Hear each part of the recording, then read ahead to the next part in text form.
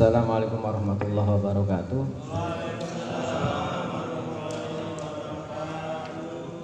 Bismillahirrahmanirrahim. Rabbi shrah li sadri wa yassir li amri wahlul 'uqdatam min lisani yafqahu qawli. Rabbi zidni ilma wa warzuqni fahma. Amin. Sesuai dengan permintaan untuk rutinan pada sore hari ini kita ngaji bab salat ke. Nah, saya bacakan saja langsung kitabnya biar tidak napa niku ngawang. Tidak ngarang-ngarang, saya bacakan kitabnya saja langsung. Bismillahirrahmanirrahim. Kitab Ahkamis Shalat, kitab membahas tentang beberapa hukum salat. Wa ya lughatan addu'a wa syar'an kama qala Ar-Rafi'i aqwalun wa af'alun muftatahatun bitakbir muhtatamatun bitaslim bisyara'ita makhsusatin. Yang dinamakan salat ini secara bahasa, secara etimologi yakni doa.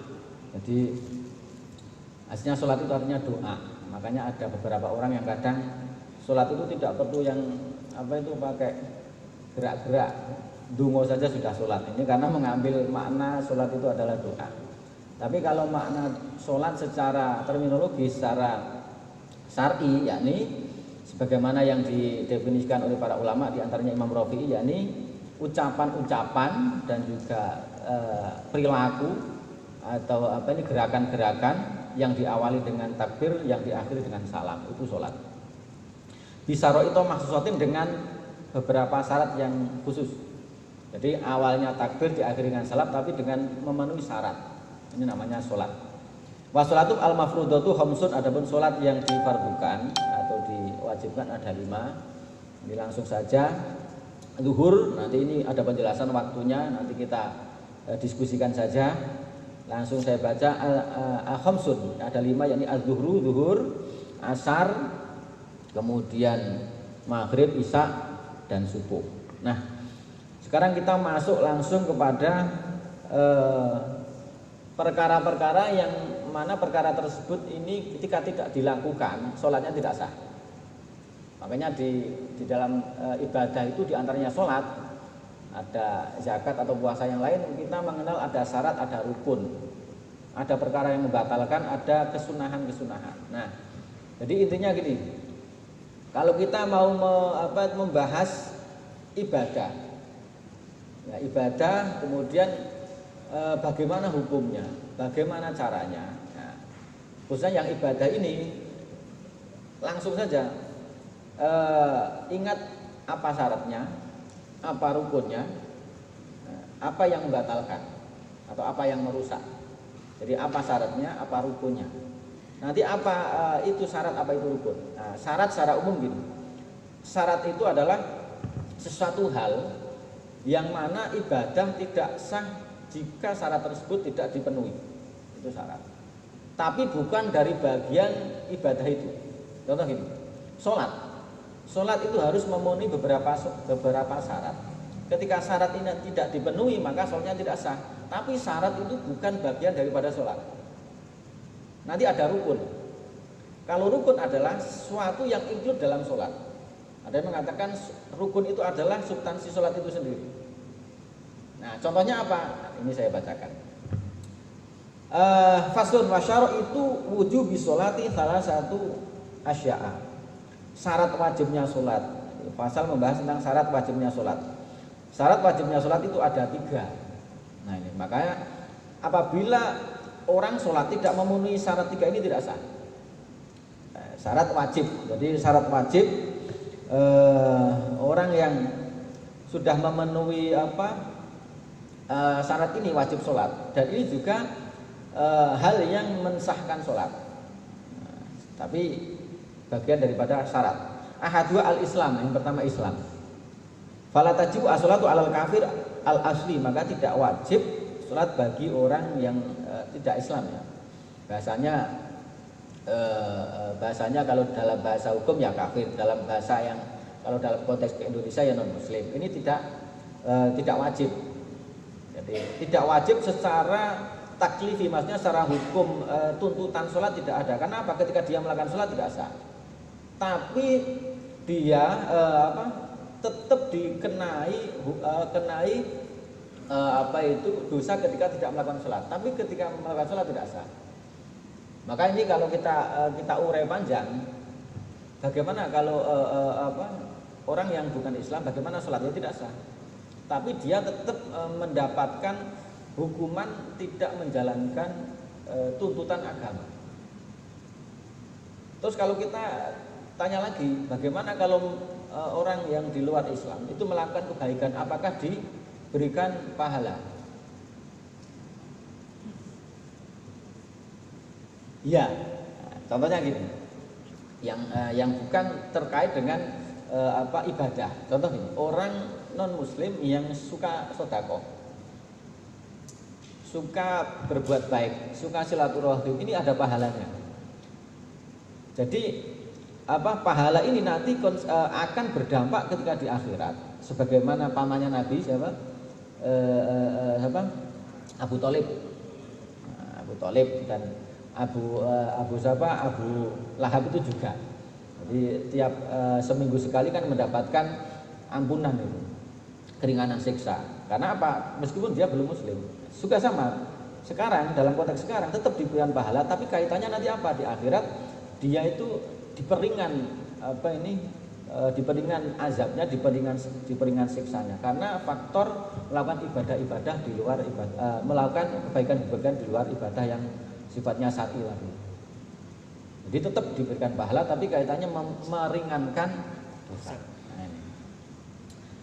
Wala yajibu alaihi qat'uha idza aslama. Akan tapi ketika seorang non muslim masuk Islam, maka dia tidak wajib mengqadha ibadahnya, ibadah sholatnya. Ini salah satu dispensasi kemurahan dalam Islam. Orang yang tidak non muslim masuk Islam mu'alaf, dia tidak wajib mengqadha'i ibadah-ibadah sholatnya. Wa amal murtad fatajibu alaihi as-salatu wa qada'uha in ata ilal Islam. Akan tapi kalau murtad tidak, Islam keluar kemudian masuk Islam lagi. Selama murtad atau keluar dari Islam, dia wajib mengqadha'i nanti kalau masuk Islam lagi. Selama mungkin ya si A ini dulu muslim, kemudian keluar namanya murtad. Kemudian 5 tahun masuk lagi. Selama 5 tahun dia wajib qadha'i ini.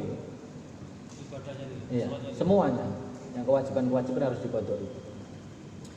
Wasani al-ghulu. Jadi ini dalam konteks Islam sendiri ya. Kita tidak membahas non-Islam karena mereka punya keyakinan sendiri. Kita harus menghormati itu.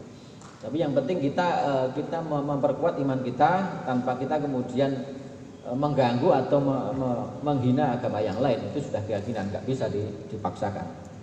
Lakum dinukum waliyadin, gitu enak. Di Indonesia kan begitu kan. Jadi bagimu agamamu, bagiku agamaku. Atani al-bulugh. Nah, tadi yang kedua, syarat wajibnya sholat yang kedua adalah baligh. Ya, baligh itu apa? Fala tajibu ala sabiyyin wa sabiyatin lakin yu'maroni biha ba'da sab'i sinin in hasul atamyiz biha. Nah, akan tetapi bagi anak yang sudah berumur 7 tahun, in hasul atamyiz 7 tahun dan sudah bisa tamyiz, kemarin saya sampaikan bisa membedakan baik dan buruk, mana yang membahayakan, mana tidak, mana yang baik, yang buruk. Ini sudah diperintah. Wa ila babak tamyiz. Kalau 7 tahun kok belum tamyiz, baru kemudian setelah tamyiz, setelah dia itu nalar lah gitu. Wa yudrabani ala tarkiha ba'da kamali isri sinin, dan dipukul anak kita ya, yang masih kecil boleh dipukul, tapi pukul yang tidak membahayakan ya. Diceplek pantatnya lah atau dijiwit saja. Kalau nggak mau sholat, kalau sudah berumur 10 tahun, ini cara mendidik. Tapi tidak boleh bagian yang membahayakan. Ini sebagai saja, sebagai pelatihan saja. Wasali itu al-aklu. Yang ketiga adalah akal, orang yang waras. Jadi orang yang tidak waras tidak dikenai kewajiban kewajiban sholat. Ini syarat wajibnya sholat. Nanti ada syarat sahnya sholat. Terus wahwa haddut taklif, yakni memiliki akal ini sebagai batasan orang ini dikenai taklif. Taklif itu mukallaf atau dikenai kewajiban syariat. Washolawatu al masnunatu. Nah, dan kemudian sholat-sholat yang sunnah itu ada banyak. Ya, ada yang di sini diantaranya adalah ada yang mengatakan 5, ada yang mengatakan lebih. Nanti ada perinciannya masing-masing dalam kitab-kitab yang besar. Pertama adalah sholat sunnah ini al-aidani, dua sholat id, idul adha, idul fitri. Kemudian kusufani, sholat kusuf gerhana matahari dan rembulan ini sunnah. Selanjutnya wal istisqa, sholat minta hujan itu sunnah. Wa as-sunanu at-tabi'atu lil faraid, ada beberapa sunat-sunat yang dilakukan bergandeng dengan sholat fardu, namanya sholat rawatib. Ini wa yu'abbaru anha aidan bis sunnah ar-ratibah. Ada yang mengatakan dengan sunat rawatib atau ratibah. Apa saja ini? Wa ya sab'a asrota rakaatan. Ada 4 rakaat rakaat al-fajri, 4 rakaat fajar sebelum subuh, 4 rakaat, 2 rakaat, 2 rakaat. Wa arba'un qabla zuhri, dan 4 rakaat sebelum zuhur. Jadi 4 rakaat sebelum subuh, kemudian 4 rakaat sebelum zuhur. Wa rakaatani ba'dahu, dan 4 rakaat setelah zuhur. Ini sunnah. Wa arba'un qabla al-asri, dan 4 rakaat sebelum asar. Wa rakaatani ba'dal maghrib, dan rakaat 2 rakaat setelah maghrib. Nah, kalau setelah asar tidak boleh sholat, sunnah, haram. Nah, di sini langsung rakaatani ba'dal maghrib, 2 rakaat setelah maghrib. Ini kalau menurut musannaf Kiai pengarang kitab ini maghrib tidak ada. Tapi di kitab lain maghrib juga, sebelum maghrib juga disunahkan sholat 2 rakaat. Wa salasun ba'dal isya, dan 3 rakaat setelah isya. Yutiru biwahidatin min huna, dan kemudian sholat witir dengan 1 rakaat. Jadi 2 rakaat setelah isya, kemudian nanti 1 rakaat isinya sholat witir. Wa salasun nawafila muakkadatun, dan 3 sholat sunat ini sangat ditekankan untuk dilakukan. Apa itu? Sholatul lail, sholat malam. Jadi sholat malam itu sangat ditekankan untuk dilakukan. Jadi sunnahnya sangat. Jadi muakkad itu ditekankan untuk dilakukan. Nggih abot sholat bengi itu. Kadang kita bangun itu hanya kemudian bangun mripate ini langsung masuk kamar mandi kan gitu. Hanya buang air, kembali tidur lagi. Untuk 2 rakaat hanya 5 menit itu berat. Masya Allah. Ya itulah, makanya di sini sangat ditekankan karena pahalanya besar sekali. Wa naflu al-mutlaq fil lail. Jadi ada sunat mutlak. Jadi usoli sunat al-mutlaqi. Niat sunat mutlak 2 rakaat di malam hari. Afdalu minan nafli al-mutlaq fin nahar. Jadi sunat 2 rakaat di malam hari dengan yang di siang hari itu pahalanya beda, kualitasnya beda. Wa naflu wasatul lail afdalu min afdalu. Akan tapi salat sunah di tengah malam itu lebih utama. Summa akhirahu afdalu. Akan tapi akhir malam, jadi hampir subuh jam-jam 3 itu ya, itu lebih utama lagi. Wa hadza liman qasama al-lail aslatan. Ini bagi orang yang membagi malam jadi 3 itu. Jadi sepertiga malam itu kan terakhir yang paling berat itu jam-jam 3. Kan berat. Ini lebih paling utama. Wasani sholatul duha.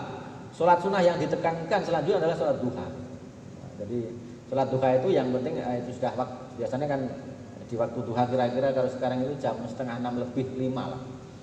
5:30 lebih 5. Biasanya kalau saya habis subuh wiridan sampai 5:30 misalnya, 5:30 lebih sedikit itu kemudian langsung duha. Nah, kalau lebih bagus ya nanti ketika sudah agak mataharinya agak kelihatan jam-jam 8, 9 itu bagus. Tapi kan kadang kita sudah berangkat kerja gitu. Dan daripada kemudian repot ya pagi-pagi sebelum berangkat kerja kita sudah duha. Ini kan sholat wong sugih kan. Jadi sholat wong sugih itu sholat yang diharapkan salah satu fadilahnya adalah mendatangkan rezeki, ya rezeki lahir dan batin. Pengen duitnya akeh dan barokah ya, salah satunya adalah sholat duha ini. Kemudian selanjutnya adalah sholat duha ini wa aqalluha rakaatan, minimal 2 rakaat.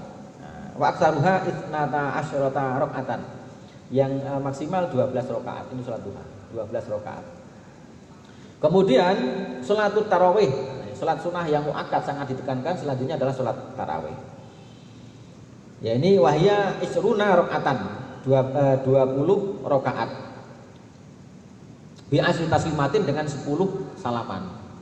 Ada yang kemudian 11 rakaat, 8 rakaat dengan 3 witir ya monggo. Ya monggo lah. Tapi kalau menurut ini Imam Abu Suja ini hidup sekitar tahun semasa sebelumnya Al-Ghazali, sekitar tahun 800-an Masehi. Jadi ini kemudian disarai kitab ini, kalau yang tebal ini Imam An-Nawawi. Imam Nawawi itu dari Banten aslinya, tapi beliau hidup di Mekah dan meninggal di Mekah dan dikuburkan di Ma'la dekat makamnya siapa? Dewi Khadijah dan Kiai Maimun Jubair, itu jauh dari situ. Ini Imam Nawawi, orang Jawa yang sangat alim dan kemudian menjadi salah satu ulama besar di Mekah, itu Imam Nawawi. Nah, yang nyarai kitab ini. Begitu orang-orang Jawa itu, Jawa itu seluruh Nusantara dulu. Itu begitu alim maksudnya. Nah, kalau sekarang sudah beda lagi karena alamnya di Arab Saudi sudah tidak sebagaimana dulu. Selanjutnya langsung masuk faslun wasara itu sholati qabla dukhul fiha khamsatu asya'an. Kemudian syarat sahnya sholat sebelum masuk sholat. Nah ini, kalau tadi syarat wajibnya, syarat wajib itu maksudnya apa? Orang yang sudah memenuhi syarat tadi, Islam, baligh, akal tadi, maka wajib dia melakukan sholat. Selanjutnya sekarang kalau syarat sahnya sholat ini maksudnya adalah sebelum sholat kita harus memenuhi itu. Kalau di sini dikatakan faslun fi syaraiti sihhatil mubasyaratil sholat. Pasal menjelaskan tentang syarat-syarat sahnya melakukan sholat. Ma'a istimroriha, dan selalu. Jadi syarat ini harus terpenuhi sampai nanti akhir sholat. Kalau di tengah-tengahnya batal, di tengah-tengahnya kemudian syaratnya ini tidak terpenuhi, batal sholatnya. Apa saja itu? Nah ini. Syarat sahnya sholat. Ketika orang tidak terpenuhi syarat ini, maka sholatnya tidak sah.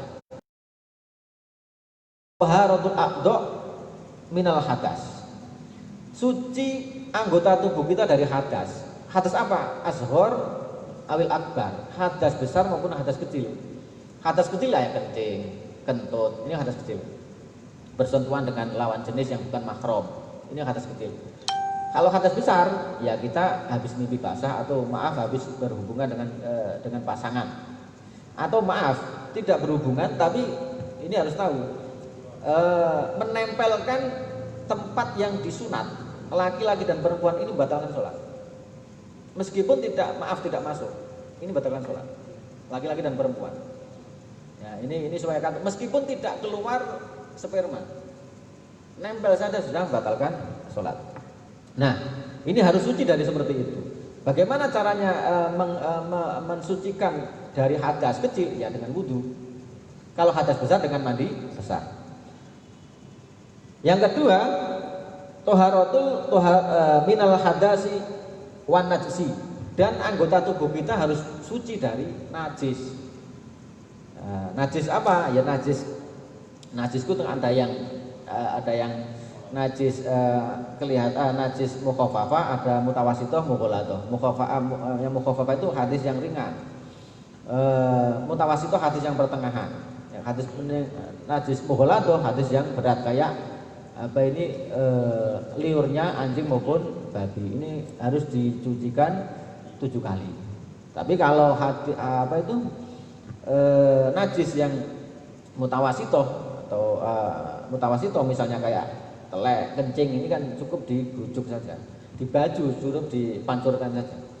Atau misalnya kena telek, cecak misalnya, ini harus disucikan. Nah kok sholat kemudian kita kejatuhan telek dan kita tahu ini ada telek cecak di sini, kita harus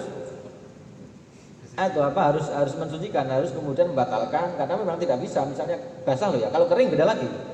Kalau kering bisa nempel, kemudian kita bisa membuang nggak masalah. Karena apa? Nggak membekas di sini. Tapi kalau basah ini kan nempel tersep. Ini yang najis. Nah ini ya langsung kita sucikan saja. Namanya darurat ya, kita keluar bersihkan. Ya batal nanti, berarti apa? Tidak terpenuhi tadi syaratnya.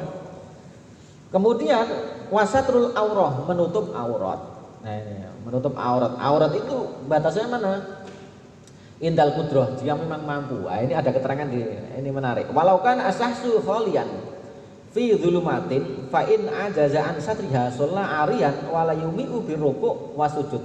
Bal yutimuhuma wala i'adata alaihi wa yakunu wala i'adata alaihi. Nah, contoh ini. Kalau seseorang sholat di sendirian ya, sendirian dia, kemudian dalam gelap, di kamar sendirian gelap. Fa'in ajaza'an satriha, dan kemudian tidak ada barang untuk menutupi aurat kita. Misalnya mau keluar ada harimau di luar misalnya. Enggak ada pakaian tapi di luar. Ketika keluar nanti kita diterkam. Kalau di sini sholat arian, maka dia boleh sholat dalam keadaan telanjang. Di gelap sendirian. Wala yumi'u biruku', tidak harus kemudian berisyarat ketika rukuk sujud. Sholat biasa. Ini kalau dalam keadaan sepi, peteng, dewean, nggak ada pakaian yang suci atau tidak ada pakaian yang bisa menutup aurat, maka boleh sholat dalam keadaan telanjang. Ini salah satunya. Bili ba'asin tohirin. Nah ini, jadi pakaiannya harus suci. Bili ba'asin tohirin, maksudnya suci itu ya tubuhnya suci, anggota tubuhnya suci, pakaiannya suci, tempatnya juga suci. Jadi misalnya pakaiannya suci, awalnya suci, tapi tempatnya ini najis, ya nggak sah. Makanya di sini adalah pakaian, anggota tubuh dan tempat harus suci sholat itu. Makanya orang yang hati-hati pakai namanya itu sajadah. Terus bagaimana misalnya tempat ini, saya sholat di sini nggak tahu ini suci atau tidak? Ya kita ambil hukum yang awal, hukum sesuatu itu adalah suci gitu aja. Mantap aja, nggak usah bimbang-bimbang. Kalau nggak ada najisnya ya sholat di situ nggak apa-apa. Karena memang tempatnya aslinya itu tempat yang tidak ada najisnya, nggak masalah. Tapi kalau pengen hati-hati ya pakai apa nih Bu? Sajadah. Supaya mantap sucinya. Selanjutnya wal wuqufu ala makan tohirin. Ini menepati pada tempat yang suci kayak tadi. Selanjutnya warabiu, yang keempat adalah al ilmu bituhulil waqti. Tahu masuknya waktu sholat. Orang sholat, wah kira-kira ini wis maghrib durung ya. Nah, begitu. Hanya ngira-ngira saja, kemudian sholat, wis koyone. Tidak ada jam, tidak ada tanda-tanda yang bisa dijadikan sebagai patokan pasti. Moro-moro sholat. Meskipun nanti kok ternyata waktunya sama, tidak sah sholatnya. Karena apa? Dia berpatokan dengan zon, bukan keyakinan. Hanya prasangka. Jadi hanya prasangka saja. Ini belum bisa dijadikan sebagai patokan menentukan waktu sholat. Harus tahu, misalnya pakai jam. Oh jamnya ini masuk maghrib 5:30. Oh sudah 5:30 bisa. Tapi kok nggak ada jam, nggak ada tanda-tanda, nggak ada suara azan, ngiro-ngiro, nggak bisa. Harus ada tanda yang dijadikan patokan. Selanjutnya wal khamis istiqbalul kiblah, menghadap kiblat. Yang menghadap kiblat itu apa ya? Ini dadanya. Misalnya gini, makanya ketika kita punya HP ya, mau sholat di masjid rame atau di tempat keramaian harus sholat di situ. Kemudian tas kita di pinggir. Kalau nanti saya lurus, ini bisa diambil orang. Ya kalau nggak apa-apa. Yang penting dadanya menuju kiblat. Ya nggak apa-apa.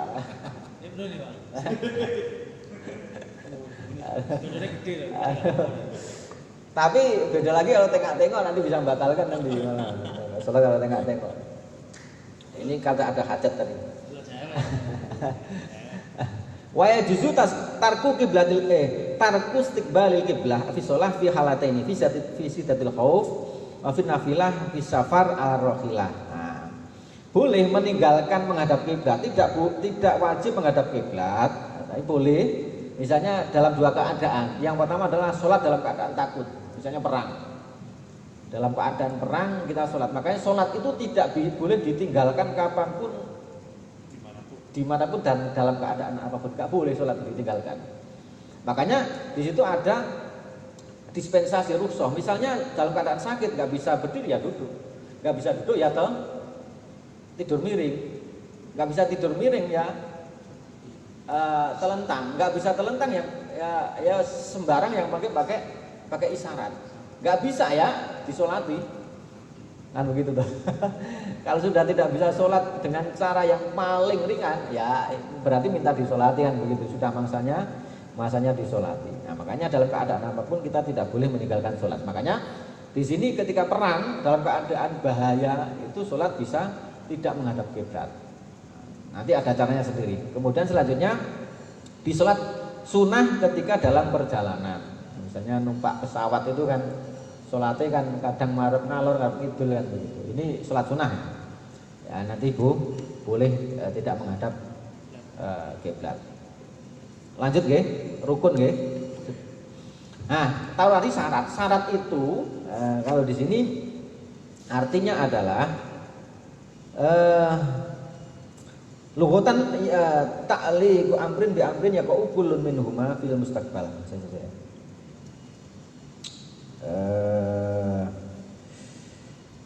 Ma tatawaqqafu sihhatu ghairihi alaihi wa laysa juz'an minhu. Yang dinamakan syarat sholat di sini adalah sesuatu hal yang mana sholat itu selalu tergantung kepadanya. Maksudnya sholat tidak sah jika tidak ada syarat tersebut, tidak ada sesuatu tersebut.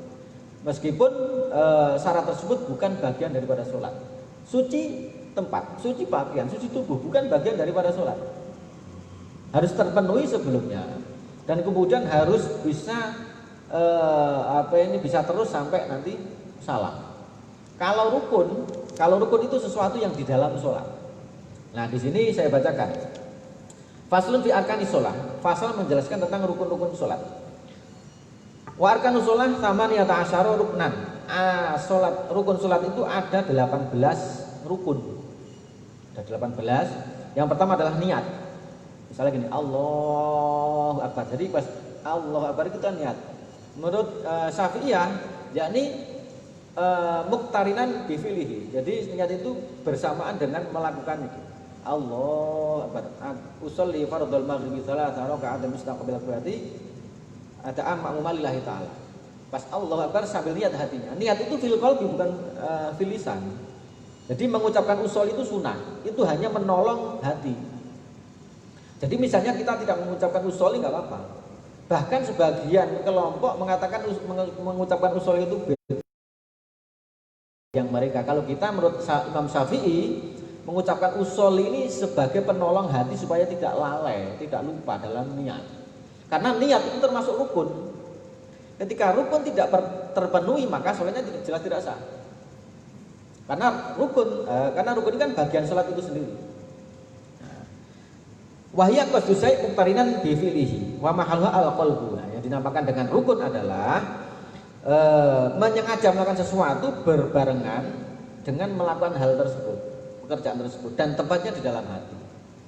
Usolli aku usolli fardhul maghrib, aku niat salat fardu maghrib salah rakaatin 3 rakaat makmuman lillahi taala. Adaan makmulin salat langsung pada waktunya sebagai makmum karena Allah taala. Jadi usolli fardhul maghribi ini harus ada. Saya niat sholat fardu maghrib ini harus ada. Harus dikerentekkan dalam hati. Ketika tidak enggak sah. Ini yang pertama, rukun. Terus bagaimana ketika niatnya sebelum takbir ya enggak sah. Namanya bukan niat lagi itu. Jadi azam.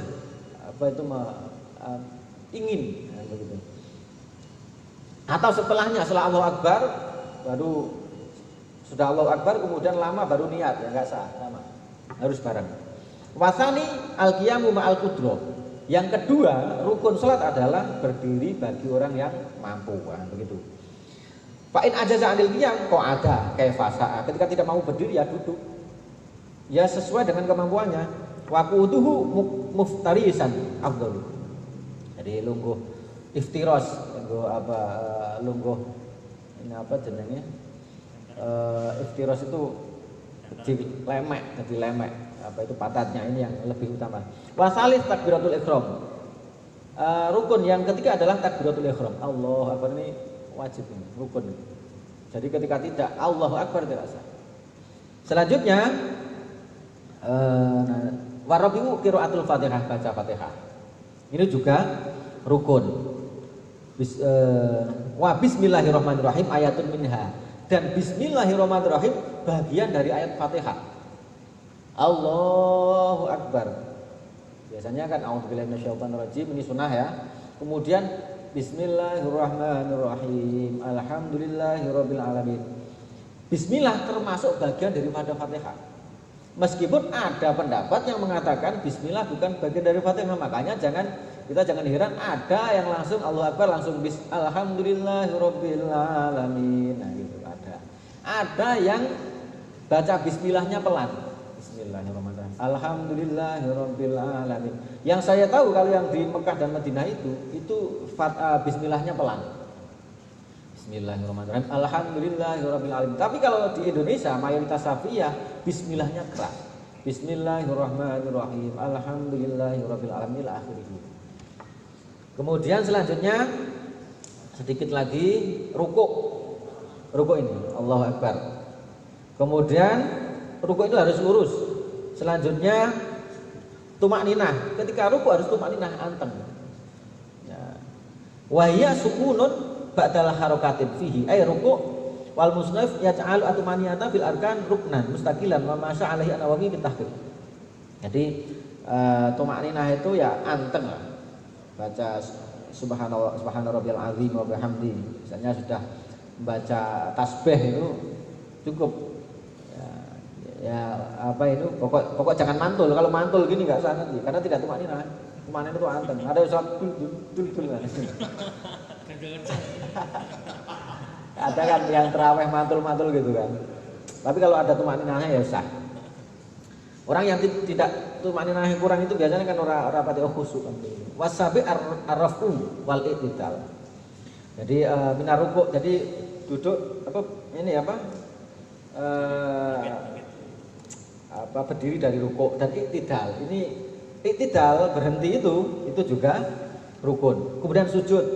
Jadi wa tumakninah fi iktidal. Iktidal harus juga tumakninah. Sujud kemudian sujud ini rukun. Ketika sujud juga harus tumakninah. Anteng itu. Wal julus baina sajdataini. Sujud kemudian duduk di antara dua sujud ini juga rukun. Ketika ini kok tidak dilakukan enggak sah. Ketika duduk di antara dua sujud juga harus tumakninah anteng sebentar. Selanjutnya wal julusu al akhir. Duduk di tahiyat yang akhir. Misalnya maghrib 2 tahiyat kan. Tahiyat yang pertama ini itu bukan termasuk rukun. Tapi tahiyat yang terakhir rukun. Meskipun nanti ketika kita meninggalkan tahiyat yang pertama kita nanti disunahkan untuk sujud sahwi. Tapi misalnya ditinggalkan, ini tidak menjadikan sholatnya tidak sah, tetap sah. Warabi asyara atasahud fihi. Tasahud. Baca at-tahiyatul mubarakatus sholawatut thayyibatulillah sampai baca sholawat. Wal khamisa asyara as-salatu ala nabi Allah sallallahu alaihi wasallam Muhammad. Lalu yang terakhir kemudian salam pertama. Jadi asyhadu alla ilaha illallah wa asyhadu anna muhammadar rasulullah. Ya at-tahiyatu mubarakatuh shalawatu thayyibatulillah assalamu alayka ayyuhan nabiyyu warahmatullahi wabarakatuh assalamu alayna wa ala ibadillah sholihin asyhadu an la ilaha illallah wa asyhadu anna muhammadar rasulullah. Allahumma sholli ala sayyidina Muhammad. Ini yang rukun. Baca tasahudnya asyhadu an la ilaha illallah anna muhammadar rasulullah itu termasuk napa niku? Rukun tersendiri. Baca sholawat juga rukun tersendiri. Misalnya sholawatnya tidak dibaca enggak sah.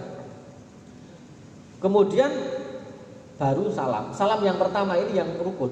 Salam yang kedua tidak. Contoh misalnya gini. Jenengan keburu-buru sholatnya. Kemudian assalamualaikum warahmatullahi wabarakatuh. As'alukal fawza bil jannah. Wis niat langsung metu enggak apa-apa. Enggak sholat. Tapi kalau niat yang kedua harus dilakukan. Ya, iya, biasanya ya keburu-buru ya. Kalau keburu-buru dan terpaksa. Wis cukup dulu ini dulu kan. Monggo kalau ada pertanyaan masih 10 menit. Monggo Bu.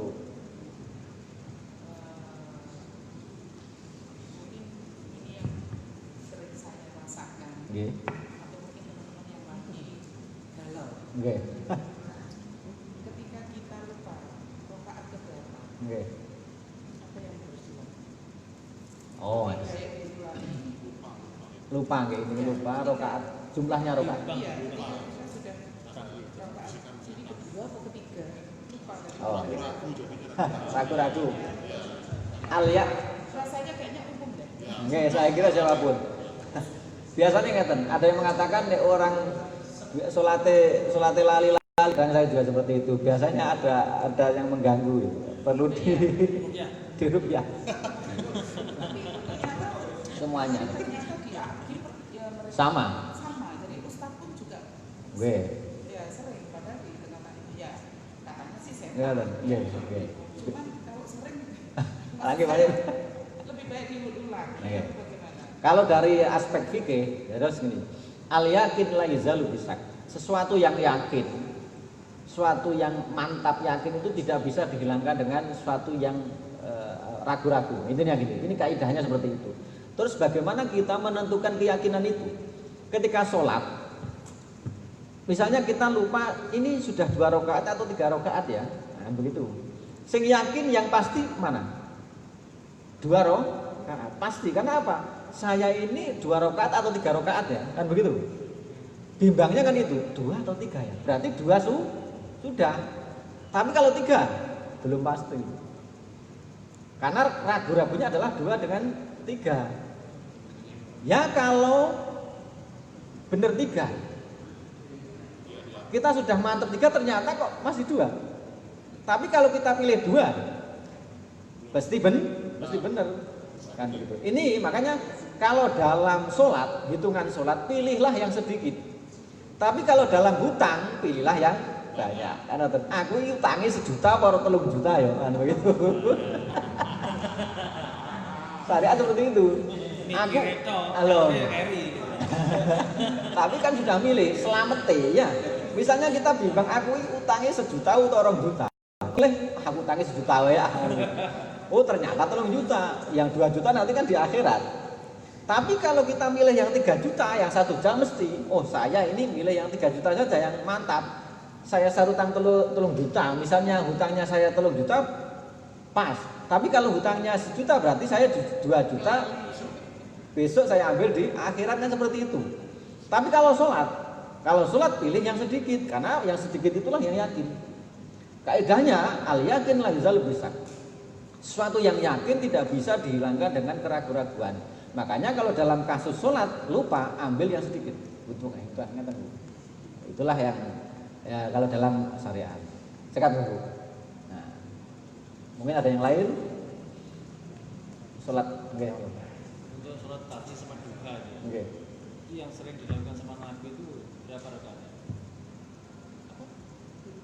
Tahajud sama duha. Tahajud. Nek duha itu Kanjeng Nabi setahu saya belum. Jadi itu Kanjeng Nabi itu ini hasil dari istihad.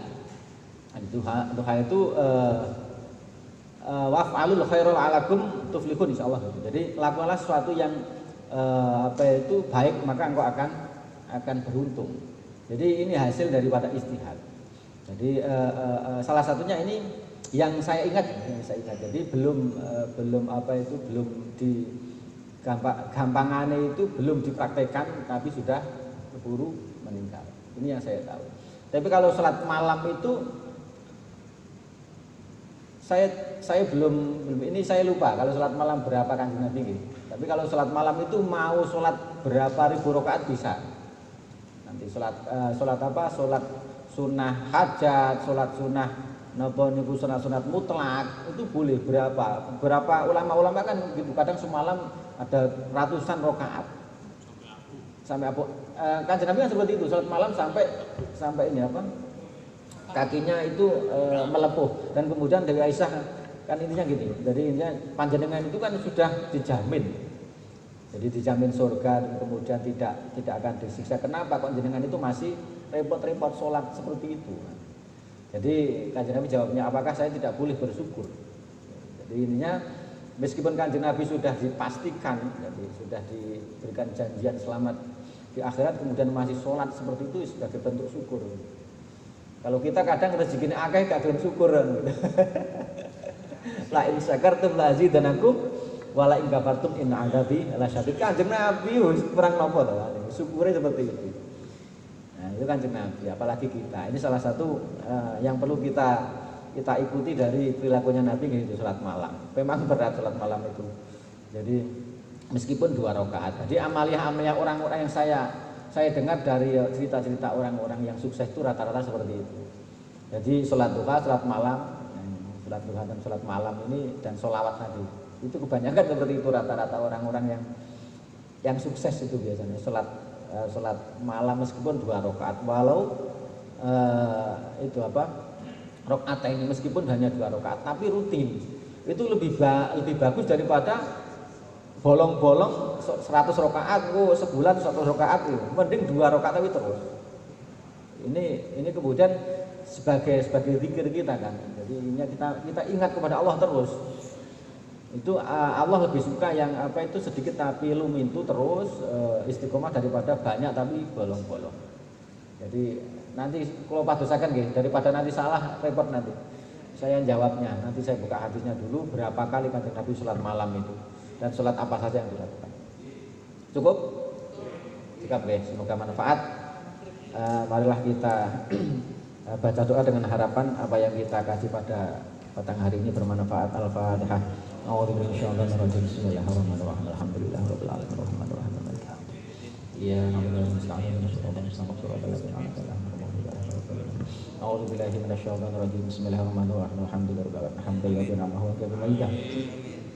Ya Rabbana lakal hamdu kama yanbaghi li jalali wajhika wa li sultanika wa sallallahu alaihi wa sallam Muhammad sallallahu alaihi wa hamdihi ahwali wal fatana wa bilana bi hamdil hajat wa mubahruna bi hamdil jami sayyat wa tarfa'una biha ala darajat wa tuballighuna rasul ghayat ila akhir wal hayy wa badamat Allahumma ighfir lana wa li walidayna wa li jami'i syayikhina wa li jami'i dhurriyyatina wa li jami'i usulina wa qurina wa li jami'i ahlina wa hibalatina wa li jami'i habana wa li akhwanina wa li jami'il muslimina wal muslimat wal mu'minina wal mu'minat al ahmin wal na'udzubika min ilmin la yanfa'u wa amalin ayyuka wa ta'ala ismaru man zalamna wa sanna wa lam yaghfir lana wa tarhamna lanakunanna minal khasirin rabbi hab li minas salihin rabbi ij'alni muqimas shalihin min dzurriyyati rabbana wa taqabbal du'a rabbana hab lana min azwajina wa dzurriyyatina qurrata a'yun waj'alna lil muttaqina imama li khamsatun fi biha kharwa bil hadim al mustafa wal murtada wa banahum wal fatimah rabbana atina fid dunya hasanatan wa fil akhirati hasanatan wa qina adzabannar subhana rabbika rabbil izzati amma yasifun salamun alal mursalin alhamdulillahi rabbil alamin bismillahil fatihah.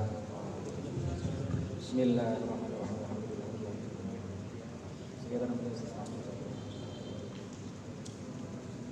Assalamualaikum warahmatullahi wabarakatuh.